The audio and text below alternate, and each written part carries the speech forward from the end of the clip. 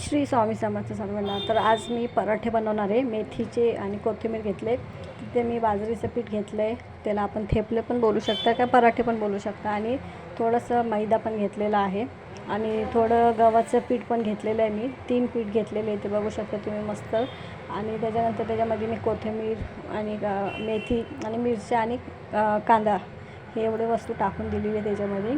त्याच्यानंतर त्याच्यामध्ये मी मीठ टाकलेलं आहे थोडंसं, जेवढं आपल्याला लागेल तेवढं. थोडंसं लाल मसाला घेतला, जास्त नाही घेतला, थोडंसं नॉर्मल घेतलं आहे. थोडीशी त्याच्यामध्ये हळद टाकलेली आहे मी, बघू शकता थोडीशी हळद टाकली. आणि आपले तीळ होते, सफेद तीळ असतात ते घेतले थोडे आणि चांगलं ते मळून घेतले, मस्त मिक्स करून घेतलेलं आहे. बघू शकता एकदम चांगलं नरम मळायचं आपल्याला आणि खूप छान पीठ झालं होतं मळून. नंतर बघू शकता चांगलं मळलेलं आहे त्याला. त्याच्यानंतर मी थेपले करून तुम्हाला दाखवते.